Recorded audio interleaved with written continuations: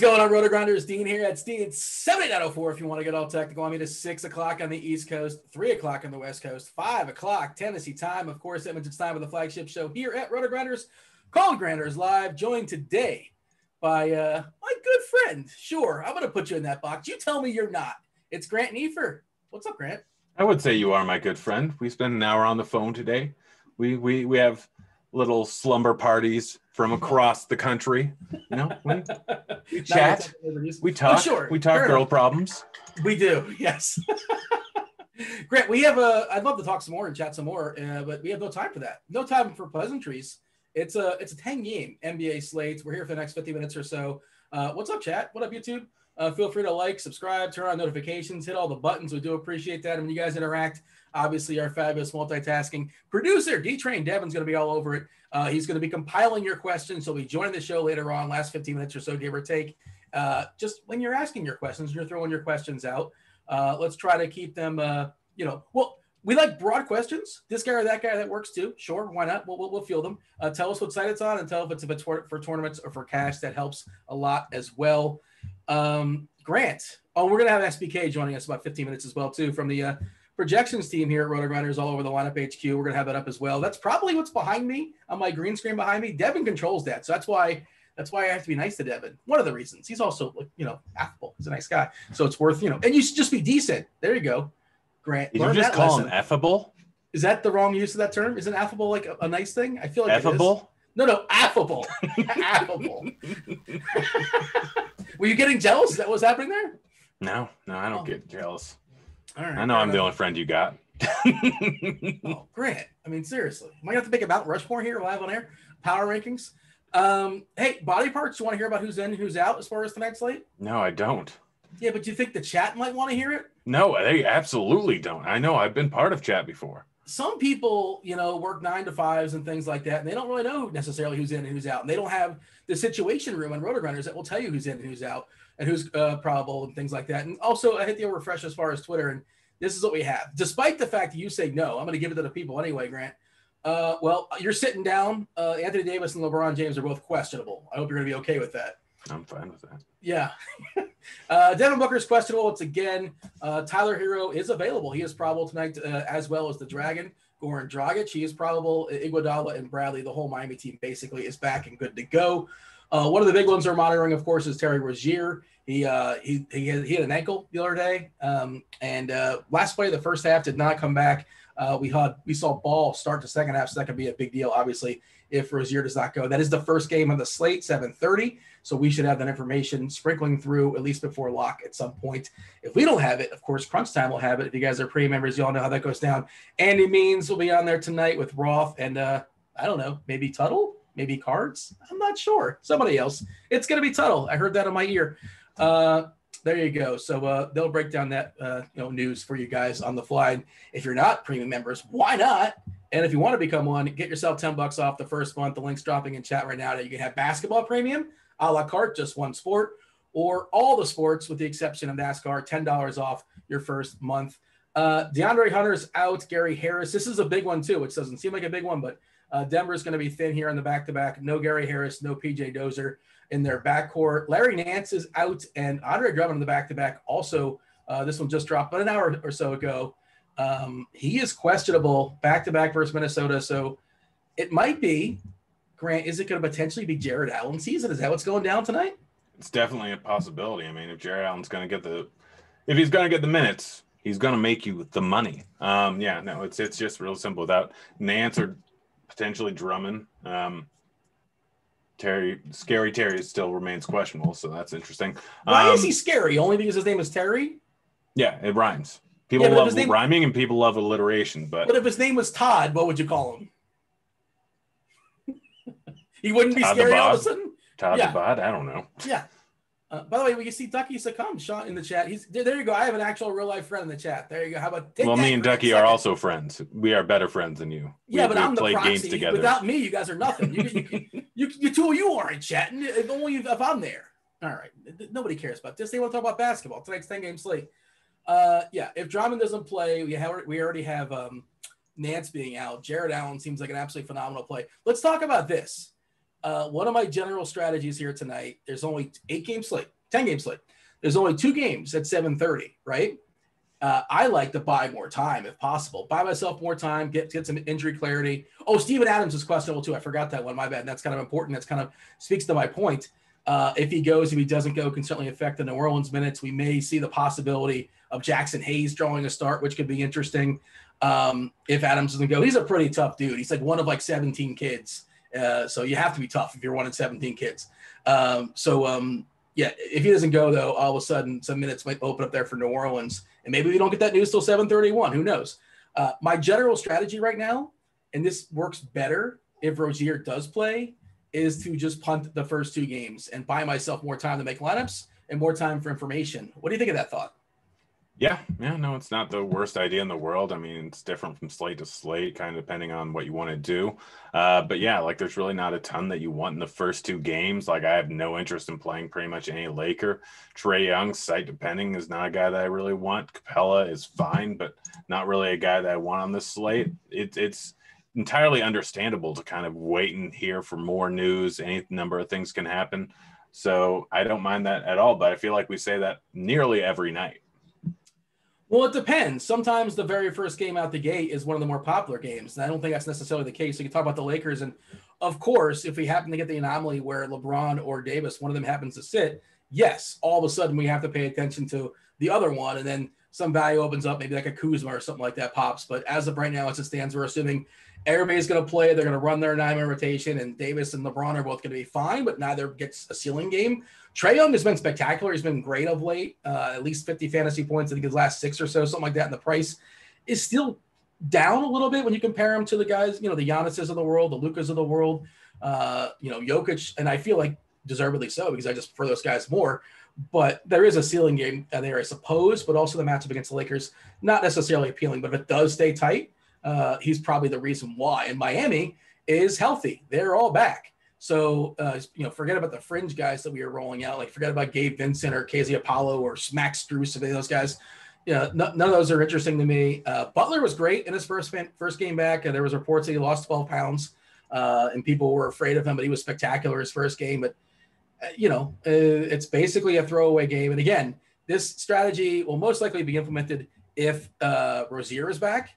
If not, maybe I'll just throw him ball and just kind of like work it from there. We'll see what happens. And the tricky part here, to some extent, is Cody Zeller.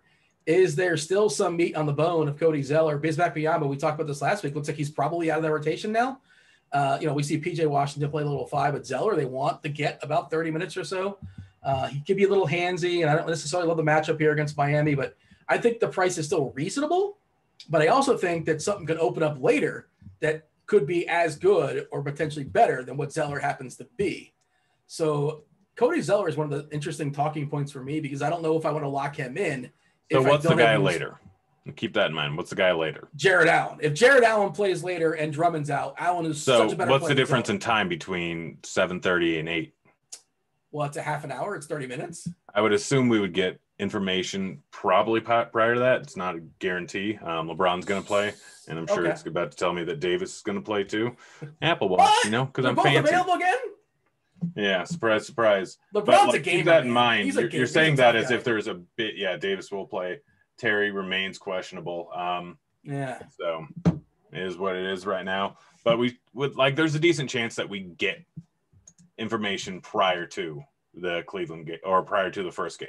So that's something to keep in mind too. Be prepared to swap things around. Like a decent idea is put Allen in there, and then you can just straight up, at least over on DraftKings, strip mass swap over to Zeller.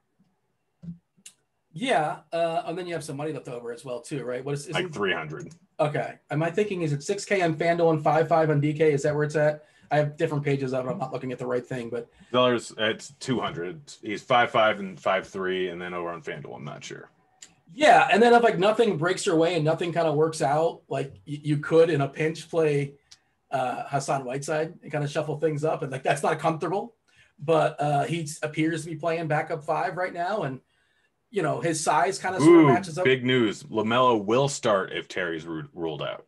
Well, we knew that. That's not big news. You're being sarcastic. It was a possibility that they were still going to run him off the bench and throw someone else in there at the 2.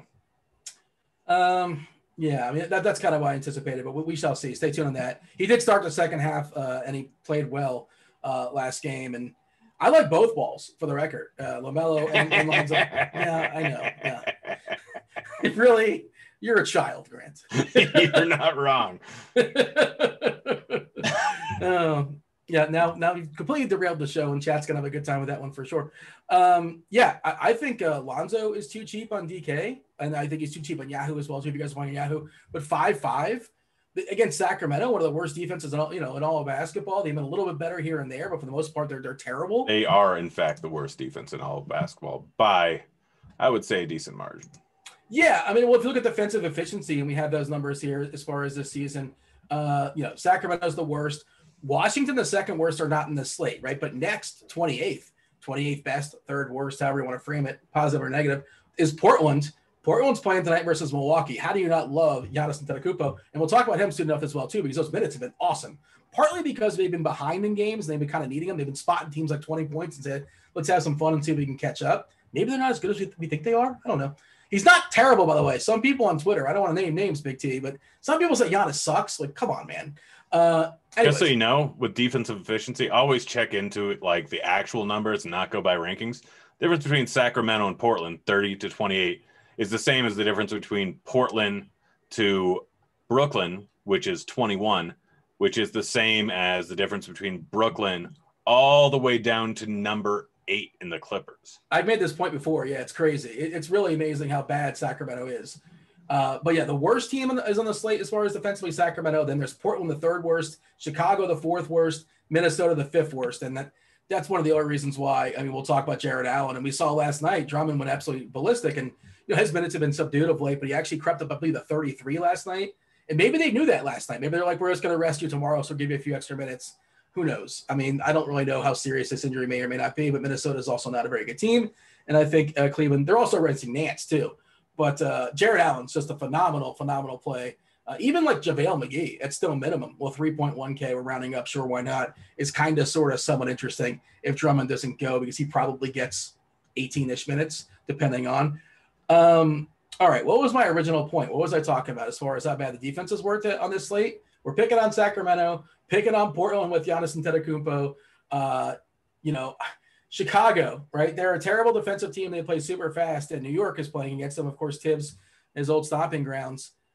And this is something, if you watch the show from the beginning, I keep saying Quickly is so much better than Peyton.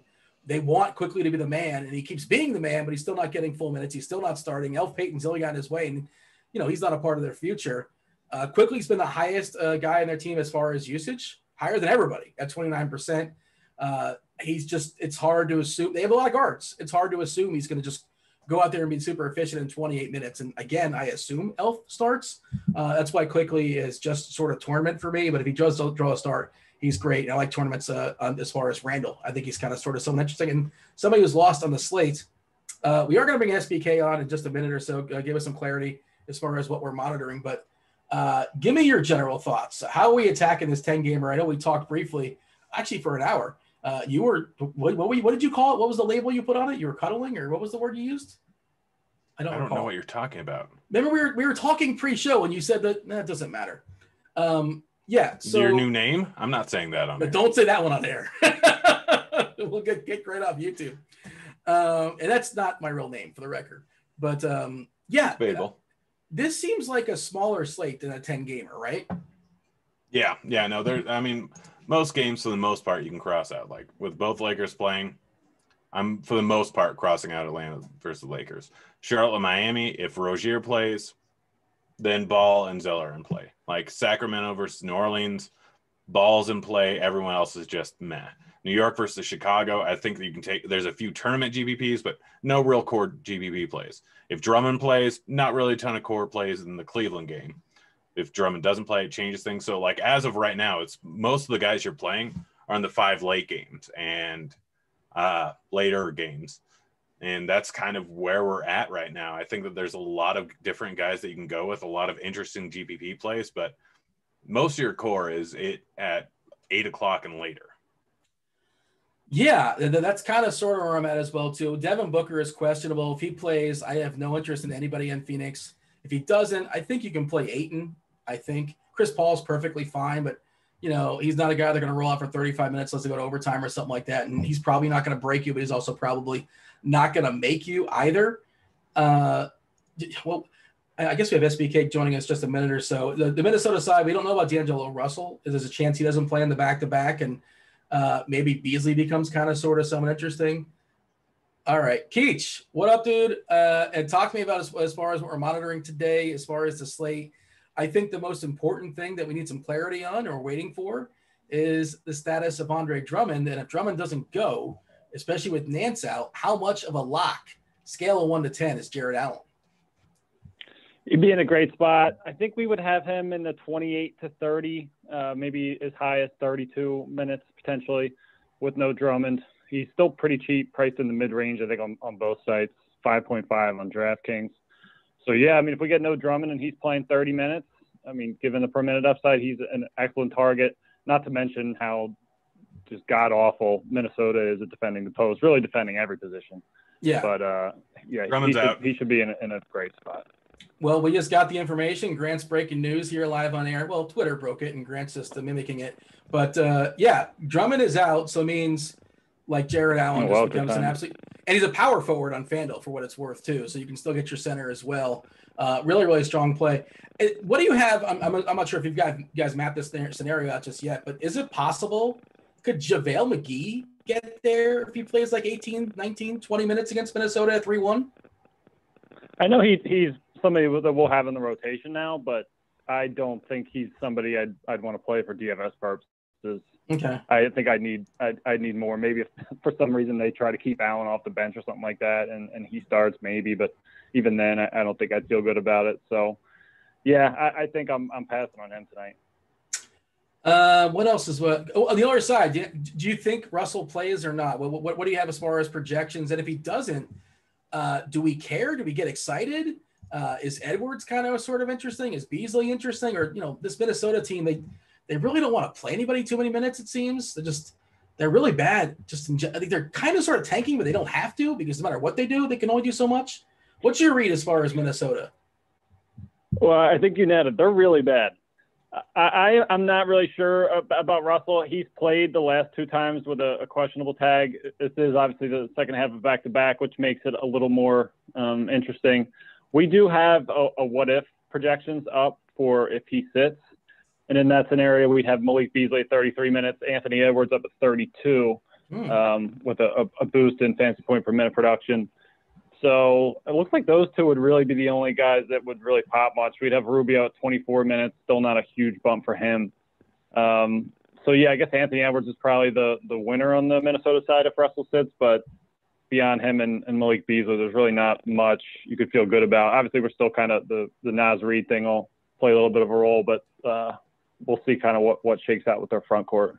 Hey, take me through the debate as far as how you projected Giannis minutes today, because he's been getting a ton of late. Now you're at 34, which is, I guess, a little conservative. We've seen him reach up to 39 of late in multiple games. Yeah, talk to me about how you landed on 34. What seems about right. It seems reasonable. Yeah, I think our median projection for him for the most part is between like 32 and 34 minutes. I think a lot of times we've had him in 33, around 33. It also depends a bit on the spread. I mean, they're about a 10-point favorite, a little bit less than that right now. So that plays a small role. I mean, double-digit favorites or underdogs, will bake in a slight amount of potential blowout risk, but yeah, 34 is kind of that's kind of a safe number for him. I mean, I feel like projecting him much higher is going to, it's probably not really a safe medium, but it's also going to cause him to pop kind of everywhere. So 34 is just, that's a number that I'm comfortable with for all 3 of those Milwaukee studs. We have Khris Middleton and Jrue Holiday also at that projection. So, yeah, if this game stays close, given how bad Portland is defensively, there's a ton of upside in this game in particular. Grant, you got anything for Keech? Not really. I'm just looking through things, kind of going through stuff and trying to figure things out. But a lot of people in the chat are talking about how it could be a big uptick with Sexton and Garland. Yeah. The Drummond's out and Nance is out. Running court IQ with them off the floor. Steven Adams is now doubtful. Running court IQ with them off the floor. The main thing is, the most minutes that have been played have been JaVale McGee or close to the most minutes. So he had just a ridiculous amount of usage and everything in those minutes, so it kind of throws things off. So even though Garland and Sexton, I think, don't get a big uptick, Garland actually gets a very, very small one. It probably is not entirely accurate. Keach, let me get you out of here on a tough one. Let's say Adams doesn't play. Does Jaxson Hayes start, or does Zion shift to the 5 and into the starting lineup? I think we actually might have an if-then for this news. Actually, I guess it looks like we don't. I'm not sure what they'll do in terms of the starting lineup. What do we have kind of there for them right now? I don't know. I mean, I guess this matchup, they have Holmes on the other side. Maybe they go with a guy like Jaxson Hayes and just kind of play him for 18, 22, 24 minutes, something like that. And then we see more of Josh Hart and Alexander Walker, potentially some more Melly. So I'm not sure what they'll do in terms of the starting lineup. I guess Hayes is probably my best guess, but they could also, start with Hart, start a little bit smaller and be fine against Sacramento. So Hayes is definitely an interesting one to monitor, though. I do think if he starts, he's definitely an appealing DFS upside target. All right, I'm going to get you out of here. You got to work on, updating some stuff as far as Drummond, as far as Cleveland. We'll look forward to your updates. Enjoy the rest of your day. Hopefully it's not too hectic. We like hectic, though. Chaos is a ladder. You got to take advantage of it, right? But, all right, we appreciate it. We'll talk to you tomorrow. See you guys. Grant, if we can sort of peg that New Orleans, it's a callback for you as well. If we can sort of peg that New Orleans starting lineup, assuming Adams is out, downgraded, doubtful, I can't imagine he plays at this point now. There's a chance Zion can go. Holmes is not like this big center. He's a guy who's played plenty of 4 in his life as well, too. So maybe Zion goes to 5, Ingram goes to 4, and then they run with either Hayes or not, or Jaxson Hayes draws a start. And we might see a situation where he gets a nominal start and only plays 18 to 20 minutes or so. And there is some bodies there, like Melly's kind of a big dude, more of a chucker, obviously, but he can take up space. I really want to see that starting lineup in New Orleans. That's one more reason, I think, to kind of hold off on the first 2 games. Maybe you won't get the starting lineup at 7:30. Thoughts? What do you think they're going to do here as far as SVG? And the other thing is, Stan, his guys, he keeps a really, really thin rotation. Like Redick's been out of the rotation of late, too. He's in the trading block, allegedly. What do we do? New Orleans versus Sacramento in a tight rotation feels like a really, really prime spot. Duh. Yeah, I mean, especially going up against Sacramento, it's an interesting spot that, we do kind of want to wait and hear what exactly they do with the starting rotation. But yeah, there's a chance that Na gets in there, in which case I think would be you can play Na, but probably not at 4.8, but it gives a little bit of a downtick to both Zion and to Ingram. Not as much so to Ball, just because he can take away a decent amount of that usage. Maybe we get Hart in there, in which case, it's a decent spot. But yeah, it all depends on if they're going to move Zion down to the 5 or not. And if Hayes gets in there, he's 4K. He can offer you a potential amount of value, but who knows how many minutes he's going to actually end up getting there. I'm kind of going to wait and see where our projections team gets it at, and hopefully we get the lineup sooner rather than later for who's going to start. We might not get the starting lineup, but they may just tell us who's going to be starting and if Zion's going to move to the 5. But yeah, it's definitely a potentially interesting spot for any one of these guys in the New Orleans game, just because that they do have a 118.5 implied total. Sacramento is terrible on the defensive end. And I'm also checking, I think there was a few random boosts on DraftKings and FanDuel Sportsbook that you can now potentially hit that I wasn't really on before. Yeah. By the way, strangely enough, I would think Zion rebounds would get a big jump, but that was not the case when you take Adams off the court. Maybe it's small sample stuff or whatever, for whatever reason. I think it was Lonzo that had the biggest bump from a fantasy perspective, and the rebounds weren't really getting a boost for Zion. But just sort of noting that, I thought that was kind of somewhat interesting. And I would say if Alexander Walker does crack the starting lineup, he averages 0.96 fantasy points per minute. I think you can absolutely play him at 4.8K. You got to assume he plays 28 minutes around there, maybe 32. So I think he becomes playable, especially when you consider the matchup. As far as runbacks on the other side, Whiteside would absolutely eat Jaxson Hayes alive, right? I think he would take advantage of him on the offensive end. Of course, Whiteside, one of these players that just doesn't really belong in 2020. He doesn't really fit the mold of the basketball these days. And you can argue he's not a great actual real life basketball player. He helps your team, but who cares from a fantasy perspective? He's getting some run, and he has been getting some run of late. He's kind of sort of somewhat interesting at 3.6K. If he gets there in 18 minutes, he can absolutely make that happen. But just something to keep your eye on as far as this game. Halliburton, still the best run back in this game for me when you consider salary. 5.2K on DK. He's been closing basically every single game, not starting, but he closes and still plays close to 30 minutes or so. Let's talk the studs. Let's talk Jokic. Let's talk Giannis. Let's talk Luka, the Lakers, power rank, and Lillard. Lillard against Milwaukee, especially if you're playing Giannis, you want to run back. Milwaukee always gives up a ton of threes. I was looking at the stuff before the show. Actually, they're third in the league as far as yielding three-pointers.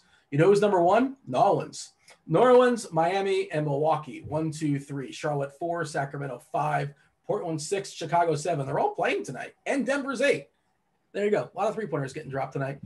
Your favorite run back as far as Sacramento, and tell me how you're thinking about as far as the studs tonight. Yeah, as far as the studs tonight, Giannis is by far my favorite. I think I wrote him up in the expert survey. But yeah, like he is easily my favorite right now. It's just real simple. He's been playing a ton of minutes.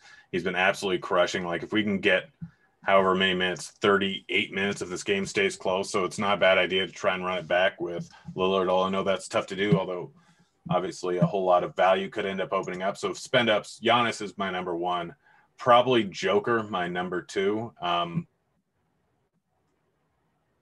followed by Lillard, I would say, is number 3. But I actually like Giannis is by far and away my favorite guy. And I'm looking at a lot of guys in the upper mid-tier range. So, I mean, Chat was already talking about at the beginning how my love for Jeremy Grant this season. And it's been crushing my heart and soul recently. But Grant, he's in Is that a segue? Because I can toss it to you. Just take 1 second, because if you like Jeremy Grant, you think he's going to score a certain amount of points tonight, specifically more than 22.5 fantasy points tonight. 22.5 actual points in the bucket, we should say. Points going in the bucket. Monkey Knife Fight, we got a promo code for y'all. 100% deposit bonus up to $50. Use the promo code Grinders, Grinders. That will be dropped in the chat as well. And you're running it back. You like both. You like Grant to score more than 22.5 points, and repeat it one more time as far as the Joker. Jokic is going to get more than 10.5 boards. Lock it in. Yeah, no. And I mean, Monkey Knife Fight, occasionally you get real good lines. And so right now you can do a same game parlay over on FanDuel. And if you went with the over on points and the over on Jokic rebounds, which I think the alternate one of 10.5, then I think it comes out to roughly paying 2 plus 200, which is less than you get over on Monkey Knife Fight. So Joker in certain spots, the over-under set at 10.5 is minus 140 on the over for it. And Jeremy Grant, like, depending on where you look at, you can find it at minus 110, you can find it at minus 125, you can find it at minus 108. But in any case, Rozier's out. And I love Jeremy Grant tonight. Like he's had some tough matchups recently. Like the Golden State game, he just did not play great, but it was a blowout. He only played 28 minutes. We're not expecting that in any matchup where it stays close. He should be in the 35 to 38 minute range, which is what he likely will do. He has not shot great recently. Again, likely a product of his matchups. You look at the last 6, so Golden State blowout, Lakers, toughest defense on the board, Cleveland, Philly, Houston, all top 10 in defensive efficiency so far this year. And that's where he really dropped off and did not shoot the ball well. Prior to that, he was shooting 19 to 22 times a game in every single game, putting up 26 plus points.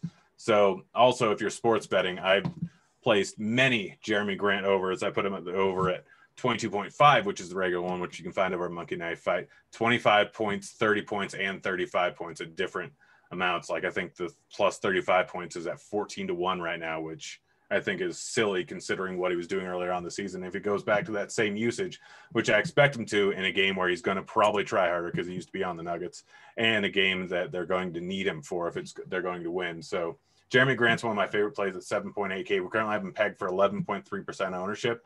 I think that's high. I think people are going to be too scared because they're game log watchers. But again, it's mostly the result of just bad or tough opponents every single time and tough defensive matchups and blowouts. So if you're thinking this game's close, like Jeremy Grant's a perfect bring back for Joker, for Barton, for Porter, any of those guys that you're going to potentially end up using over on the Denver side. Yeah, we had this conversation pre-show, and that's kind of what I said. I'll probably only get Grant if I'm playing Jokic, if I'm playing Monte Morris or Barton, and those guys kind of – at least they did before injury news broke. They were the ones that kind of sort of made things work. Monte Morris probably gets – let's see what our projection team has. I would imagine around 25 minutes seems like a reasonable projection off the dome. Let's see what we have for our Denver stuff, because again, they are thin. No Gary Harris, no Dozier. We're projecting Morris for 28 minutes, about 21 fantasy points. That's for FanDuel specific for what it's worth. And Barton for 34. But they played really, really thin last game in the second half when they were without Harris. I believe it was an 8-man rotation until the game actually blew out. So Barton, 34 minutes. He's not great. Like, he hasn't been great. His usage is not good.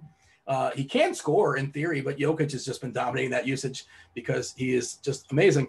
Yeah, so Barton and Morris, they make a ton of sense there. And you run it back there with Grant on the other side. It's first blood revenge. That's the chat's talking about. Not just, and for Plumlee too. Does that mean he's going to get a couple extra more fouls in before? Yeah, but how many teams has Plumlee played for? 4, 5. I get all the Plumlees confused. There's Miles. Yeah, Mason. That's why I said that. I'm like, maybe it is the same because there's Grant's one that played for for Milwaukee. A different. There was I guess like a third Plum dog. Miles Plumlee. Miles Mason, and yeah, there's a third. There's another one. Did they all go to Duke, Kentucky? I don't know anything about college basketball.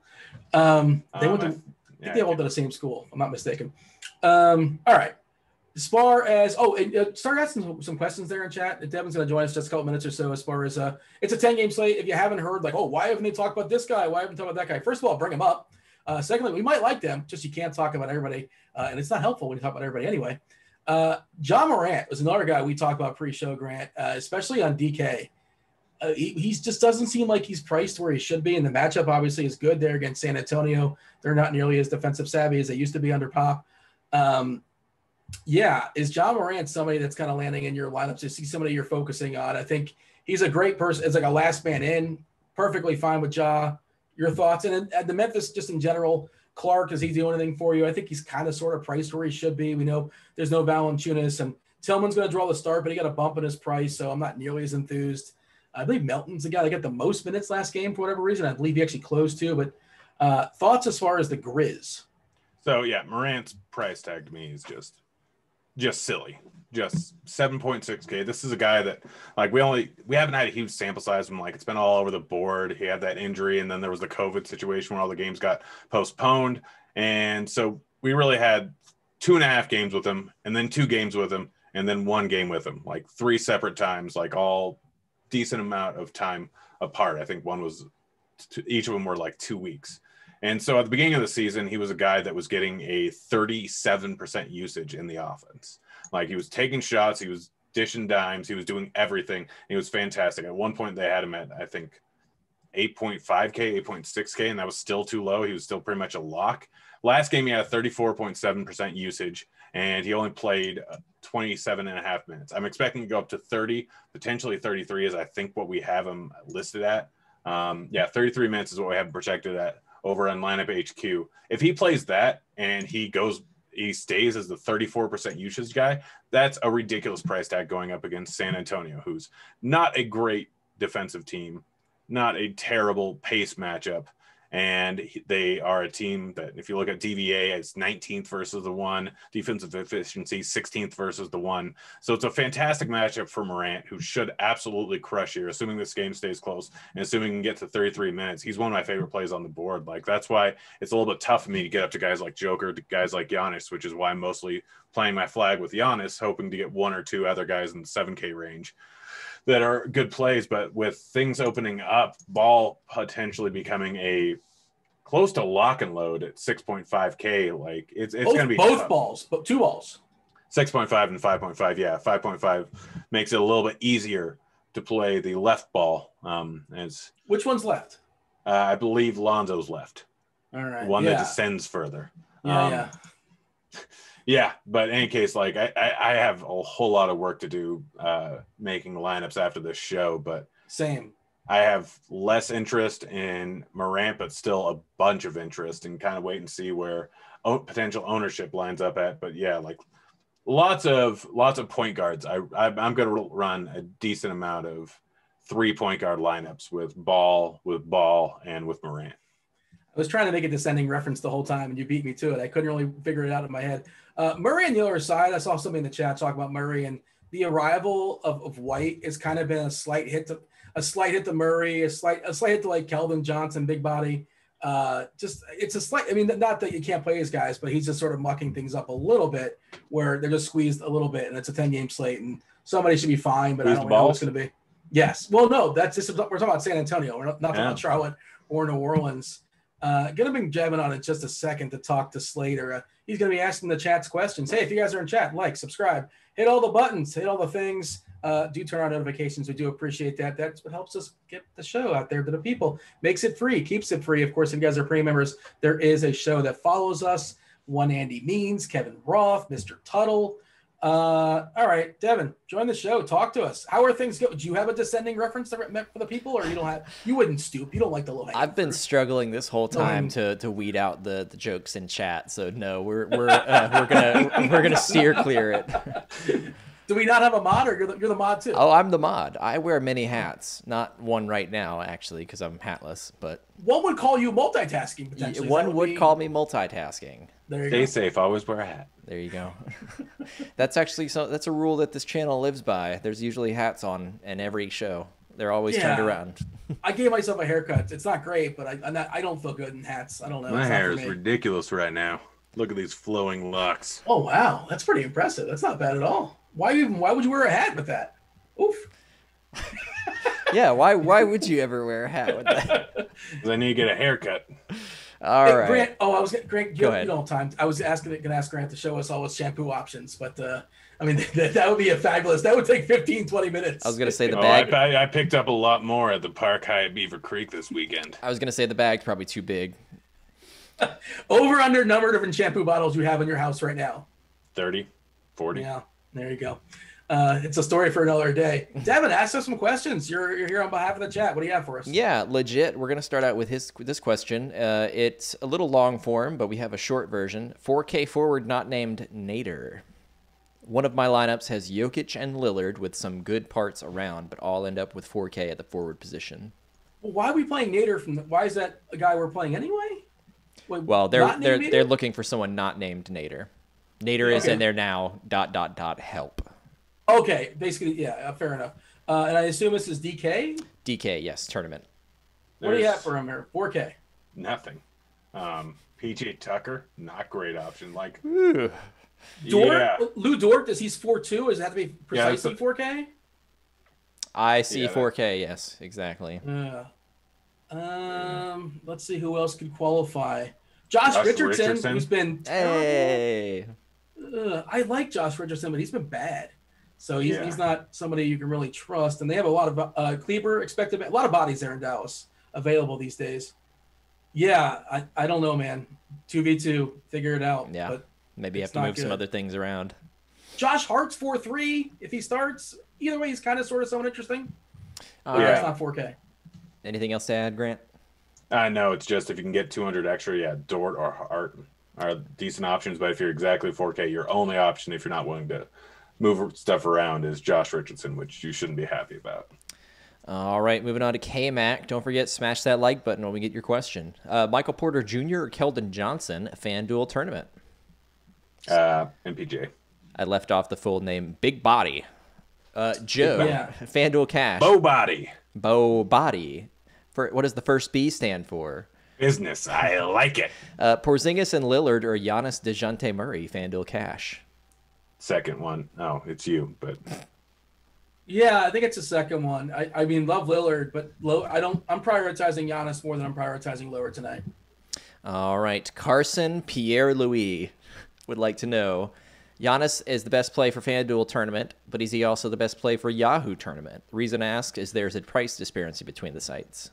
Yeah, I did Yahoo rankings today, and of course, if you can get them, but there is and Yahoo is pretty loose. So I would assume he's it's not that it's not going to hurt the rest of the run up too much. I assume you can get him. You can get Giannis. Absolutely get Giannis. Yeah, I don't think it hits the rest of the run up too hard. All right. Eric asks, FanDuel tournament, can you talk about Memphis? Clark, Tillman, Morant, etc., all projecting fairly well point per dollar. I love Morant. I absolutely love Morant.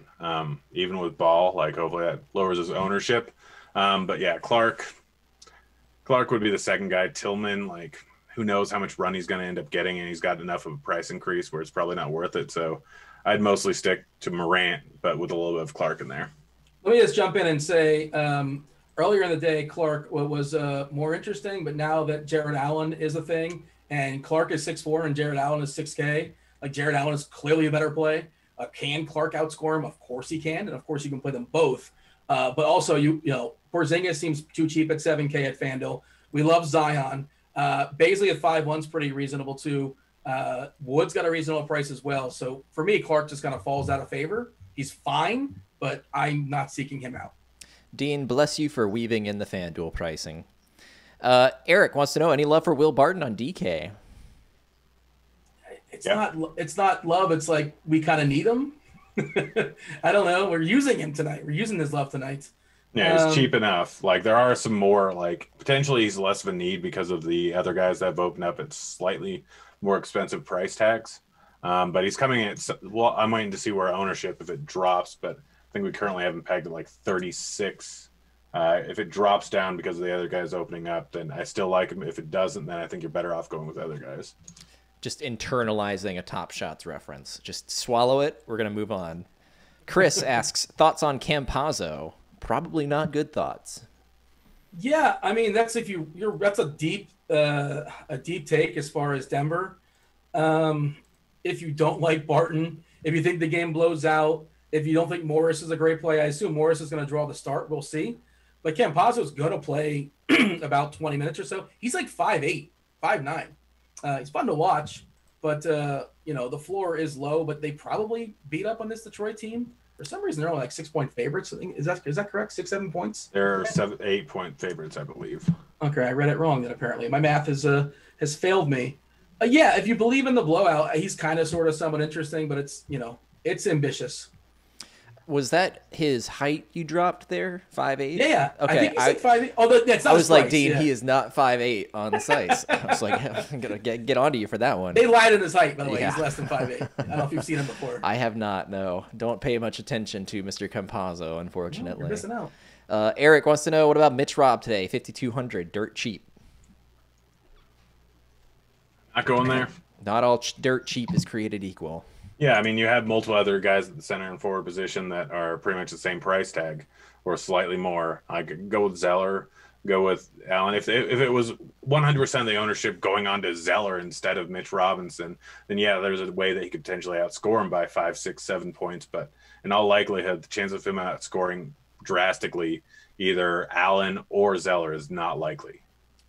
Just a heads up, as far as the update for FanDuel or ownership, LaMelo Ball has jumped up to our 5th highest owned guy projection-wise, 36 fantasy points at 6.3K and 23% owned with him now. Jumping in the starting lineup against Miami. Not a great matchup necessarily, but I think he's still perfectly fine when you consider the price and the minutes bump. And again, the price hasn't changed from yesterday because they played yesterday, and that's just kind of how it works. He'll be more expensive next time out there. D'Angelo Russell is starting, or will play today, just in case we didn't touch on that. Yeah. Grant, there's some pushback for you hiding that mane underneath a hat. They're saying, how can we trust you? Let it flow, baby. Let it flow. All right. What would Kenny Powers do? Oh, I just have GIFs in my head just on repeat. Maliala would like to know Dort or Cam Reddish in DK tournament. Dort. All right. Joe wants to know, is Cedi Osman really a great play tonight? Rating out well. He's going to play minutes, which is always what we want. I prefer him when the guards are more out and he gets a little bit more of a bump, although he's getting a 0.09 point per minute bump according to Court IQ with both Nance and Drummond off the court. He's not terrible. He's not great. All right, moving on. Sean, we're going to miss that one. Got Yahoo is loose is how that one started off with the balls questions earlier. We can let that one kind of piece itself together. Rob wants to know, FanDuel Cash, Wood, Randall, or Zion to play alongside Jarrett Allen?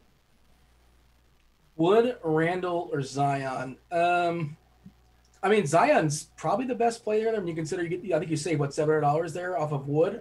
But I like all three. Randall's third. Almost definitely, just the way the salary works, but I like him for tournaments. That Chicago front, the defense in general is bad, but I think dollar for dollar, I think Zion's the best play. We spent time talking about Campazzo earlier. DK tournament, would you pick him or Galloway? Last piece. mean, how many lineups you got to make until you get either one of those guys, Grant? Because for me, I'm not getting a lot. I don't want either. Oh man, I love when you get the need Booker diplomat. out. By the way, I mean, if you're playing Galloway, and that's a big if, you definitely need Booker out. Just for the record. Julian would like to know Middleton or Zion for tournaments. Middleton. Grant? I'd go Middleton. Like, Middleton's been good this season. With Giannis being so heavily owned, if you don't have a Giannis in that lineup, Middleton can always go off for a big game if Giannis doesn't. If that game ends up staying close, it's more of a guy that I'd play if I had Lillard over on the other side. All right. Carson would like to know who'd be a good fade in tonight's slate. Grant, you're usually pretty much pretty heavily on or off somebody. Give us a fade. Yeah, I'll look at projected ownership, see who's the highest. I mean, the best fade is probably going to be Barton, considering you can get up to Jarrett Allen. You can get up to a few other guys.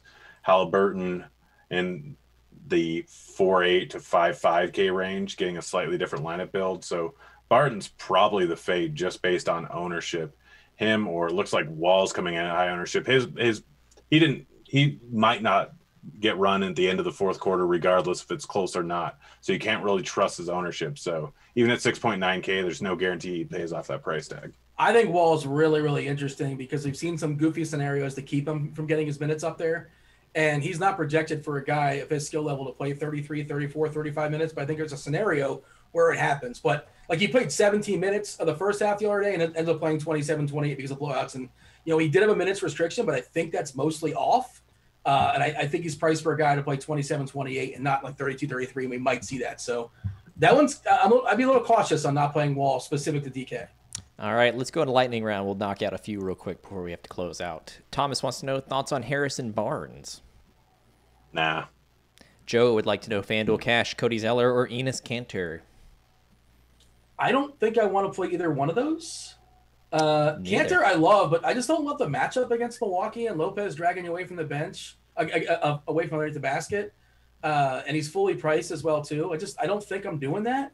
Right. Zeller is just safe and should be okay, but that's probably not what I'm doing. So maybe rebuild. Eric wants to know any exposure to Brook Lopez on DK, 5,500. Grant? No, there's like 3 other centers and same price tag or slightly below that I'd rather play. Tom asks Ayton or Capella. I'm not really on. I like Ayton a little bit if Booker doesn't play, and that's it. DK tournament, Plumlee or Aldridge? Plumlee. Which Plumlee is it? Mason. Yeah. In or out of the league? Brian, DK tournament, Gary Trent for run back with Giannis? No. I mean, he does shoot threes and they give up a bunch of threes, but he's also been super efficient of late, and I'm not sure if it's going to continue. And he's also fully priced. Eric asks, any Taurean Prince on DK at 4,400, looking for value? I mean, on DK at 4,400, like, you can get value with other guys, like, at slightly more. If you really need to go that far, that's fine, but I'd rather go with a guy like Jetty.